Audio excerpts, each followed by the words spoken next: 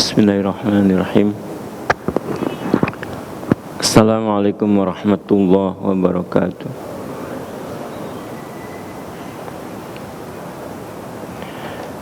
Alhamdulillahirabbil alamin. Wassalatu wassalamu ala asyrafil anbiya wal mursalin wa ala alihi wa sahbihi ajma'in. Asyhadu an la ilaha illallah wahdahu la syarikalah wa asyhadu anna Muhammadan abduhu wa rasuluh la nabiyya ba'dah. Allahumma shalli wa sallim wa barik ala nabiyina Muhammad wa ala alihi wa sahbihi wa man tabi'ahu bi ihsan ila yaumiddin. Allahumma la sahla illa ma ja'altahu sahla wa anta taj'alul hasna idza syi'ta sahla. Ma'asyiral muslimin rahimakumullah, usikum wa nafsi bittaqwallah wa ta'atihi faqad faza man ittaqa. Yaqulu ta'ala fi kitabil karim, a'udzu billahi minasy syaithanir rajim. Ya ayyuhalladzina amanu ittaqullaha haqqa tuqatih wa la tamutunna illa wa antum muslimun.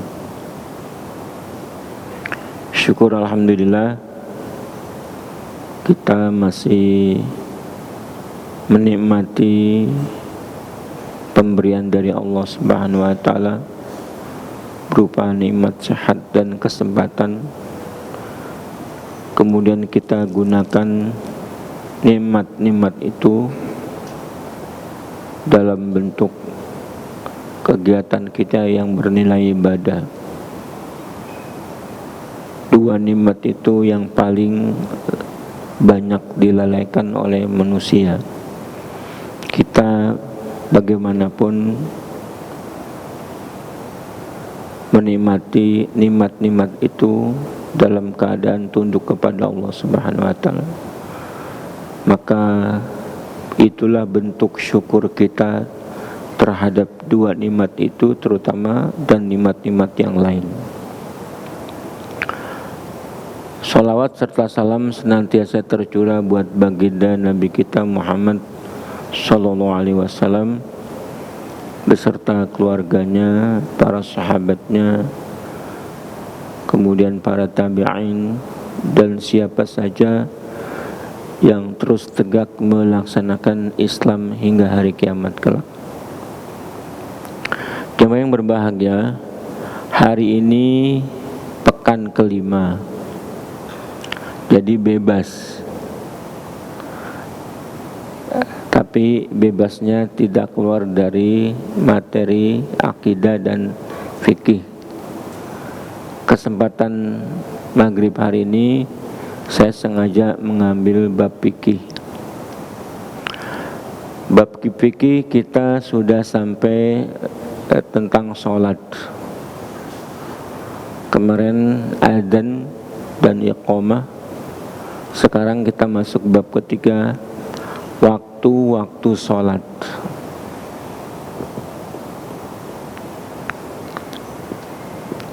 Waktu sholat bagaimanapun itu ditentukan oleh Allah Subhanahu wa taala.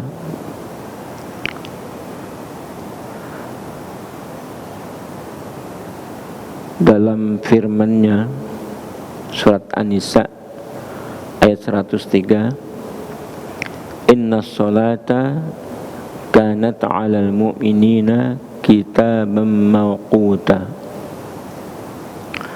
Sesungguhnya sholat itu adalah kewajiban yang ditentukan waktunya atas orang-orang beriman.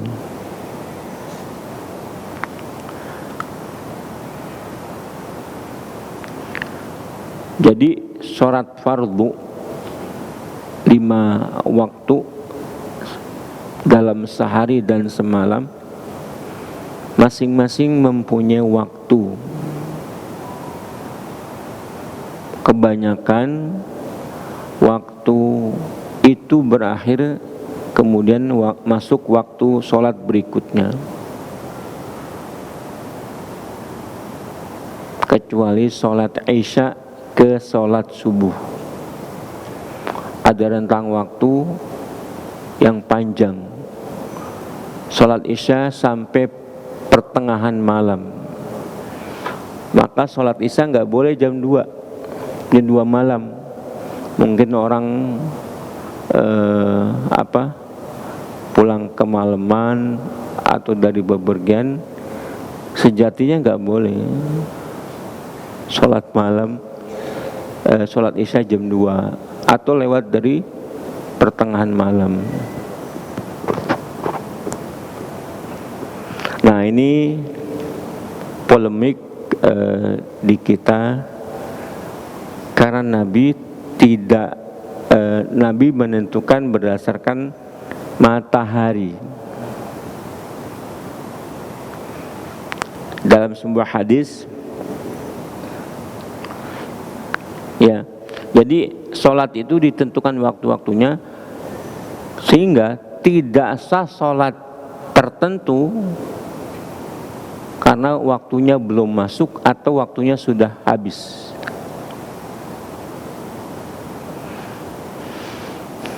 Nah, dasar dalam masalah waktu sholat ini adalah hadis Ibnu Umar radhiyallahu anhuma, bahwa Nabi pernah bersabda, "Waktu zuhri idza zalati syamsu kana dhillu rajuli qatulihi ma lam yahdur al-'asr. Waqtul 'asri ma lam tasfarus syamsu. Waqtu salatul maghrib ma lam yaghibis syafaq. Waqtu salatil 'isya ila nisful lail wa afsad. Waqtu salatil subhi min tulu'il fajri ma lam tatlu'il syams." Yang artinya kira-kira waktu zuhur adalah bila matahari tergelincir dan bayangan seorang seperti panjang dirinya. Waktu matahari tegak, ya, katakan tegak. Kalau sudah mengarah ke barat sedikit saja, itu sudah waktu tergelincir. Waktu tegak matahari itu waktu dilarang sholat. Nanti kita bahas. Sampai waktu terus sampai asar. Asar di mana ketentuannya?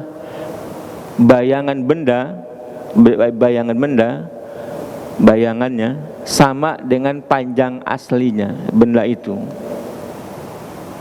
Misalnya kan waktu zuhur dari matahari, kemudian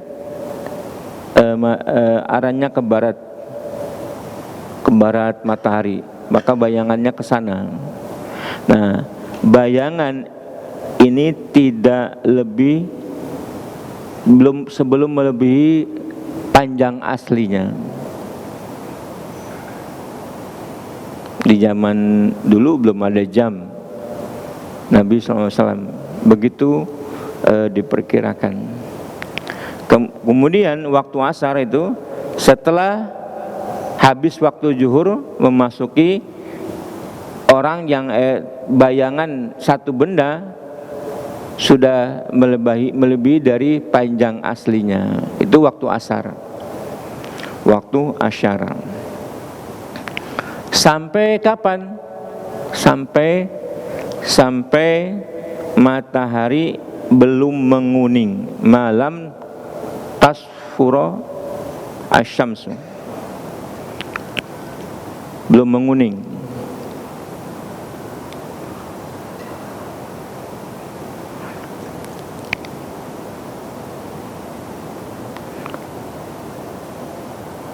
Biasanya menguning itu saat-saat menjelang terbenam matahari. Kemudian waktu sholatul maghrib, malam yagib syafaq. Nah, warna kuning di langit belum hilang, masih ada. Jadi waktu asar habisnya sebelum matahari menguning, kemudian waktu maghrib sebelum warna kuning menguning itu belum hilang. Nah, waktu isya ketika warna kuning sudah menghilang sampai waktu pertengahan malam. Nisful lail awsat, pertengahan malam. Dan waktu sholat subuh adalah dari terbitnya fajar sampai terbitnya matahari.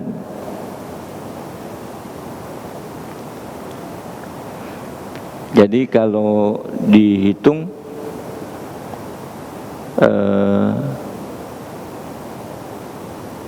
orang terus beribadah kepada Allah Subhanahu wa taala karena perjalanan matahari masing-masing wilayah berbeda. Di sini maghrib kita, sebentar lagi kita di tempat lain belum. Perbedaannya waktu menit. Terus kalau tidak kita zona waktu kan jadi sama. Padahal setiap garis bumi yang di bumi ada garis lintang itu, masing-masing wilayah berbeda-beda. Sekarang Jakarta sama Bekasi sama, padahal sudah garis lintangnya lain itu. Jadi setiap hari bumi berputar, maka orang tetap sujud mengingat Allah Subhanahu wa taala. Kalau orang sudah tidak ada yang sujud, tidak ada yang menyebut nama Allah, ngapain itu? Hah? Kiamat sudah datang.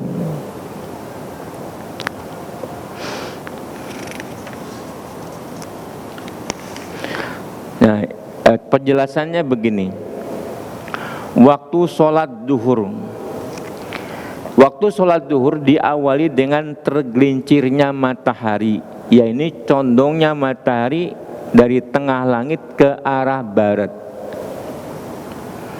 Dan waktunya terus berlangsung sampai bayangan segala sesuatu sama panjangnya dengan aslinya. Misalnya ini aslinya nih. Ketika membentuk bayangan, nah sama. Ketika sudah sama itu sudah akhir waktu zuhur. Sebelum itu masih di sini belum berakhir zuhur sampai bayangannya sama dengan benda aslinya.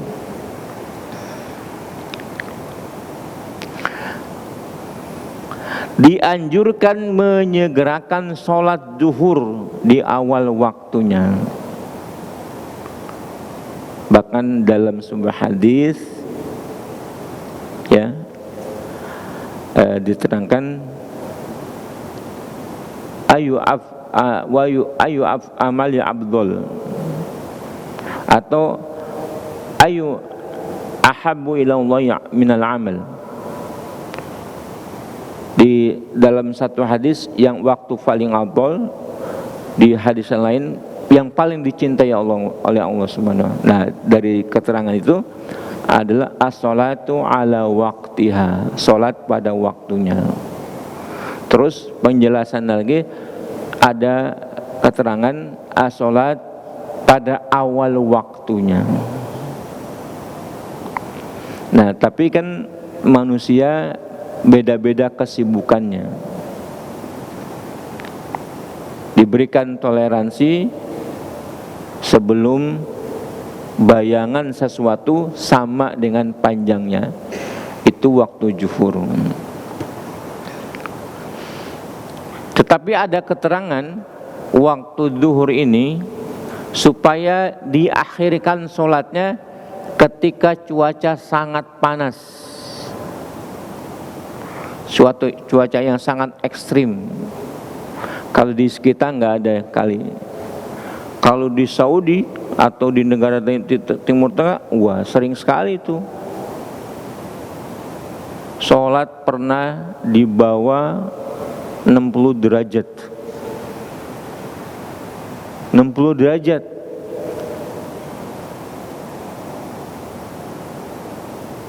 Nah, keterangannya kalau sholatnya sangat panas teriknya, maka disunahkan mengakhirkan sholatnya sampai suasana sudah tidak ekstrim. Karena yang ekstrim itu biasanya di tengah hari. Ketika sudah condong sedikit, yaitu agak berkurang panasnya. Nah, itu disunahkan oleh Rasulullah SAW berdasarkan hadis Nabi, idza ishtaddal har fa'bridu bis-shalah fa inna syiddatal harri min qabhi jahannam. Bila panas sangat ekstrim, maka tundalah sholat hingga panasnya mereda. Karena panas yang ekstrim itu termasuk dari hembusan neraka jahanam. Nah, tapi begini, jangan seseorang misalnya di hari yang terik ekstrim itu, saya nggak ke masjid deh, sholat sendiri aja, nggak boleh. Imam yang boleh mengakhirkan sholat untuk sholat berjamaah. Seseorang sholat sendiri dengan mengakhirkan nggak boleh. Ya.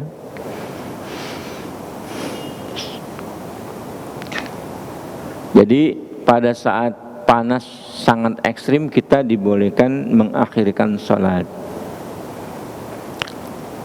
Waktu sholat asar kemudian. Sholat asar dimulai dari berakhirnya waktu zuhur. Kapan berakhirnya? Kalau bayangan sesuatu sudah sama dengan aslinya. Waktu sholat asar berakhir dengan terbenamnya matahari, yakni di akhir menguningnya matahari.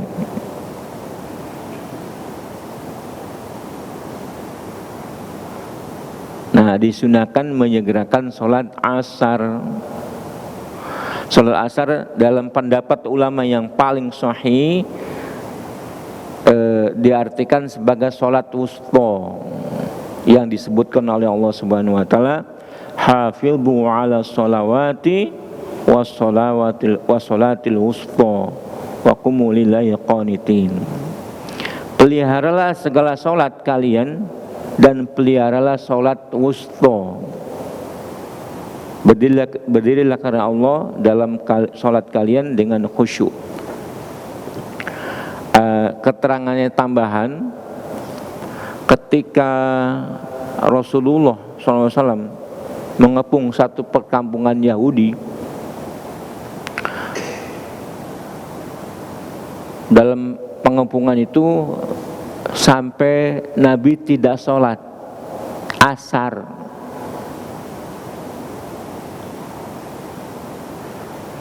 Baru sholat karena maghrib.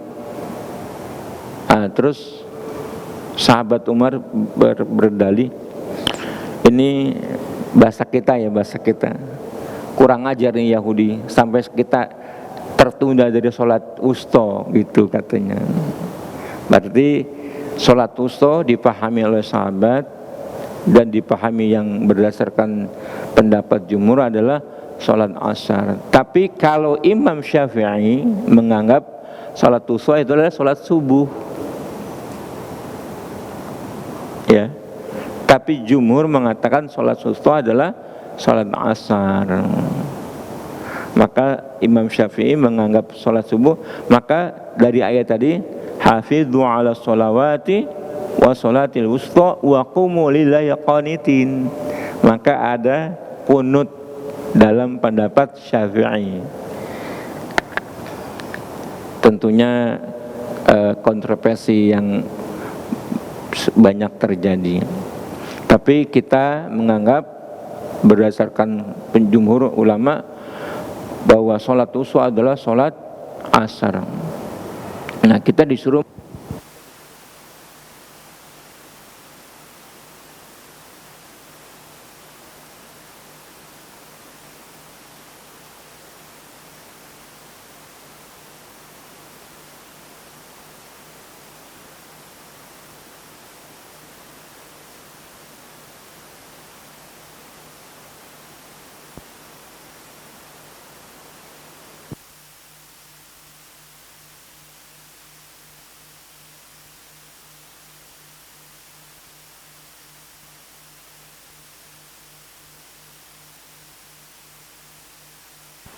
menunaikan di awal waktu. Nah, orang yang tertinggal sholat asar sampai luput bukan karena ada alasan seperti yang Nabi tadi kerjakan, itu dikatakan kehilangan. Dengan dalam sebuah hadis Nabi mengatakan, man fatathu sholatul asri fakannama wutiru ahluhu wa malahu. Barang siapa tertinggal sholat asar, maka seolah-olah keluarga dan hartanya dicabut darinya. Sahabat pernah tertinggal takbiratul ihram, sholat asar tertinggal sholat takbiratul ihram.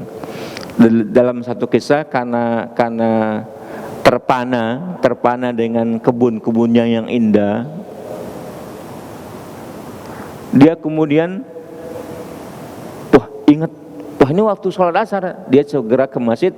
Nah, di masjid Nabi sudah takbiratul ihram, sudah baca yang lain. Pokoknya sahabat ini tertinggal sholat takbiratul ihram bersama Nabi.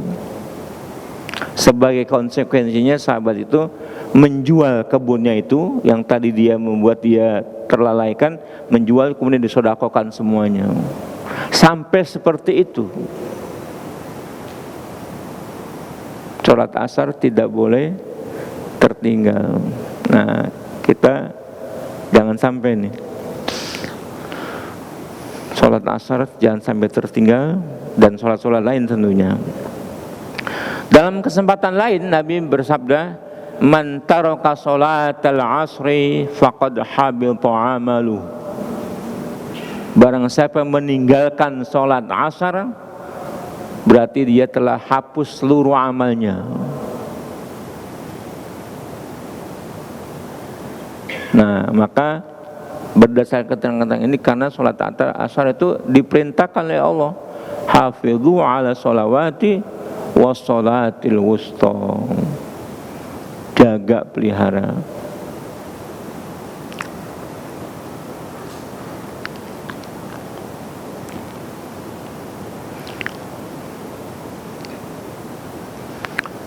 Waktu sholat maghrib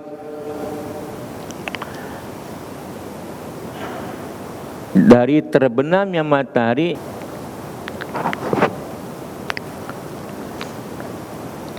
maka dengan adanya waktu jam itu membantu, terutama di daerah yang sering bercuaca hujan. Kalau di Timur Tengah, khususnya Arab Saudi, kan hujan boleh dikatakan setahun bisa sekali.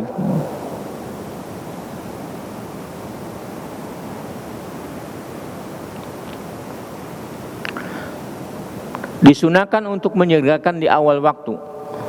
La tazalu ummati bi khairin ma lam yuakhirus maghrib hatta yastabiqan nujum.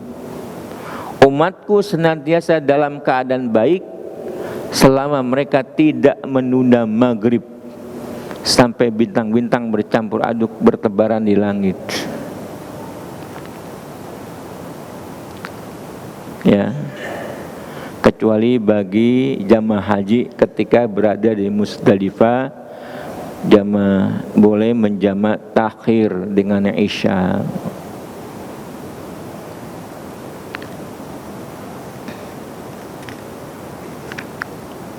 Begitu waktu sholat maghrib, kemudian sholat Isya, waktunya adalah waktu sholatul Isya ila nisfil lail al-awsat. Waktu sholat Isya sampai setengah malam yang pertengahan.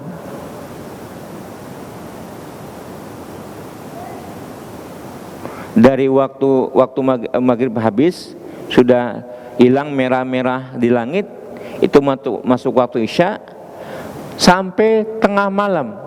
Ya gampangnya tengah malam jam 12 lah. Tidak boleh sholat Isya setelah jam itu.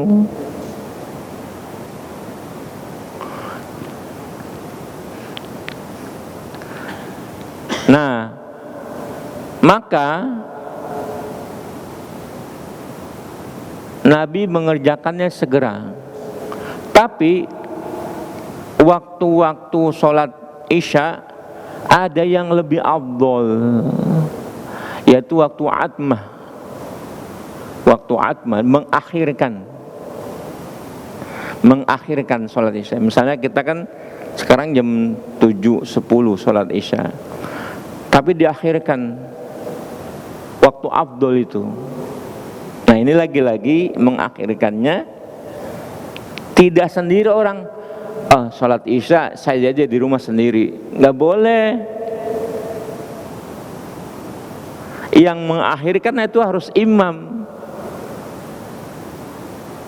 Harus imam mengakhirkan.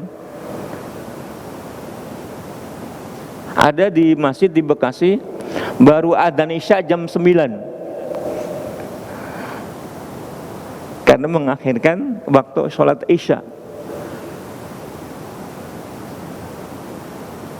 Namanya waktu atma. Nah Rasul, karena apa? Sesuai dengan ini, Nabi mengatakan, Inna Rasulullah SAW kana yakrahun naum qabla al-isya wal hadithi ba'dahu. Rasulullah SAW memakruhkan, tidak suka tidur sebelum sholat Isya dan banyak bicara sehabis Isya. Nah, kan Rasulullah mengajarkan kita habis Isya itu tidak banyak bicara, ngobrol yang gak karu-karuan, kecuali yang bicara manfaat. Segera tidur habis sholat Isya untuk menjawab Nabi tidak bicara sehabis Isya, maka sholatnya diakhirkan. Habis di akhiran segera tidur. Nah, kalau tidur sekarang 7:30, nggak ada yang mau tidur 7:30, masih panjang. Bahkan ngobrol dulu, lihat TV dulu. Nah, alangkah baiknya kalau imam mau sholat Isya diakhirkan, habis sholat Isya segera tidur. Coba Bu. Mau dicoba? Paling nggak sholat Isya itu 2 orang, 3 orang.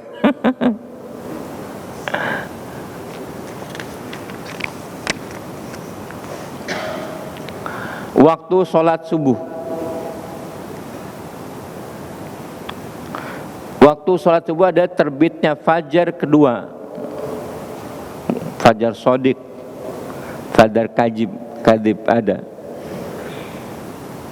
sampai terbitnya matahari, dan disunahkan menyegerakannya sholat fajar betul-betul sudah terbit betul-betul jangan sampai segera sholat subuh dipastikan bahwa fajar sudah terbit, karena fajar ada yang kadzib.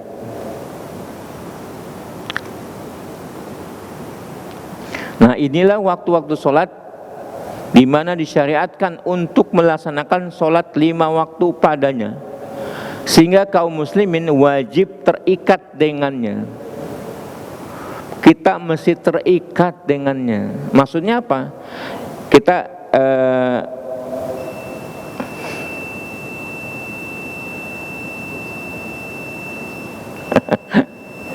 ya, sedikit lagi. Tadi dikatakan umat kaum muslimin mesti menjaga waktu-waktu itu. Kita mesti terikat dengan waktu-waktu sholat supaya tidak menundanya. Jadi yang tidak terikat dengan kesibukannya, ada di rumah, sholat yang paling baik adalah sholat berjamaah. Terus berjamaahnya dengan mengantisipasi sebelum adzan sudah berwudu. Itu bagus kalau bisa dikerjakan. Karena barang siapa tertunda atau tertinggal dari takbiratul ihram, terutama sholat asar yang ada keterangan dari Nabi, itu dikatakan oleh Nabi telah kehilangan keluarga dan hartanya. Allah juga berfirman, fawailul lil musallin alladzina hum an salatihim sahun. Ini untuk orang-orang yang menunda sholat, bukan tidak sholat. Fawailul lil musallin, maka diancam neraka bagi orang yang sholat. Dia tetap sholat ya. Yang bagaimana? Yang sholatnya sahun, menunda-nunda. Nah, tapi emang perkara sholat ini adalah perkara yang luar biasa. Umat Islam sudah banyak meninggalkan. Kita tentunya tidak meninggalkannya, tapi kita perlu perhatikan bagaimana waktu-waktu sholat itu.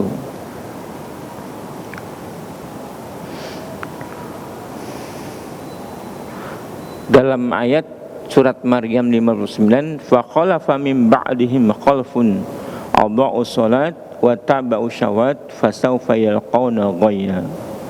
Maka datanglah sesudah para nabi itu pengganti, generasi yang jelek, yang menyanyiakan sholat dan memperturutkan hawa nafsunya, maka mereka kelak akan menemui kesesatan. Arti kata kesesatan adalah adab yang berat di neraka. Nah, hikmahnya kita ambil tadi waktu-waktu sholat. Saya pengen berikan masukan, yang mana waktu-waktu sholat yang dilarang. Kan ada hadis, ada 3 waktu yang dilarang sholat. Ketika matahari terbit, ketika matahari di tengah, di atas, ketika matahari terbenam. Nah, ini kita perhatikan nih. Ibaratnya begini, terbit itu gimana dan terbenam gimana? Misalnya ini anggap bunderan ya, matahari bunder. Kalau saat terbit dari bawah, atasnya sampai akhir, gimana ya? Ini misalnya ufuk ya. Nah, namanya terbit itu dari pas nongol kepalanya sampai terus. Nah, itu tuh waktu terbit. Ini misalnya ufuk dari ini Terbit itu namanya terbit. Kalau terbenam kebalikannya, dari ujung ini sampai ufuk sampai terbenam, itu memerlukan waktu. Waktunya berapa? Antara 7 sampai 10 menit. 7 sampai 10 menit. Itu yang dilarang waktunya sholat saat terbit atau terbenam. Maka sholat syuruk kita pas waktu syuruk itu nggak boleh sholat, justru nggak boleh sholat itu. Waktu syuruk jam berapa sekarang syuruk? Jam 6:03. Itu nggak boleh, dilarang. Orang Nabi dilarang sholat itu. Sampai lewatin begini. Syuruk tuh 2, 3, 4. Nah kalau sudah begini boleh. Nah ulama mengatakan misalnya antara 5 sampai 10, maka ditetapkan setelah 15 menit waktu syuruk. 15 menit waktu syuruk itu baru boleh sholat isyraq. Itu mengambil jarak, ulama mengambil jarak. Sekalipun ada yang mengatakan waktu syuruk itu waktu syuruk kata panjangnya ini matahari sampai ini 7 menit sampai 10 menit. Begitu juga waktu ghurub. Nah, waktu ghurub maghrib turun terus ini waktu maghrib dilarang sholat.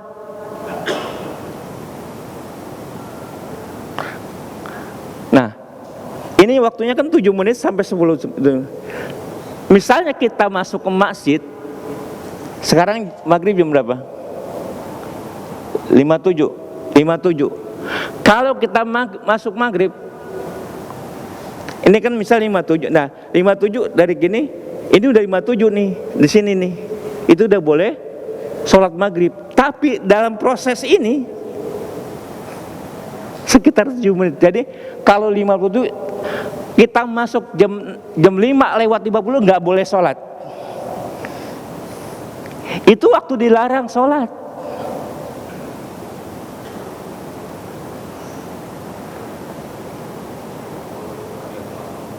Sekalipun tahiyatul masjid, nggak boleh sholat. Nah, para ulama membolehkan pada saat istiwa. Istiwa kan sedikit sekali jaraknya. Seperti sholat kita misalnya masuk masjid Jumat, misalnya Jumat jam 12 zuhur, itu kurang satu lagi boleh sholat. Bukan boleh sholat itu kurang 1 kurang 2. Makanya nggak dianggap, kalau para ulama tidak menganggap kalau waktu istiwa. Tapi waktu maghrib dan waktu terbit itu larangannya berlaku. Nabi tidak membolehkan, melarang. Karena itu apa? Tempat ibadah syaitan, waktu-waktu ibadah syaitan. Ini dikatakan sebagai tanduk-tanduknya setan. Waktu-waktu yang setan beribadah. Entah beribadahnya kepada siapa tuh. Tapi kita dilarang, maka kita nggak menyamai setan itu. Nah, kepada jamaah yang biasa sholat tahiyatul masjid, masuk maghrib, kita lihat dulu waktunya.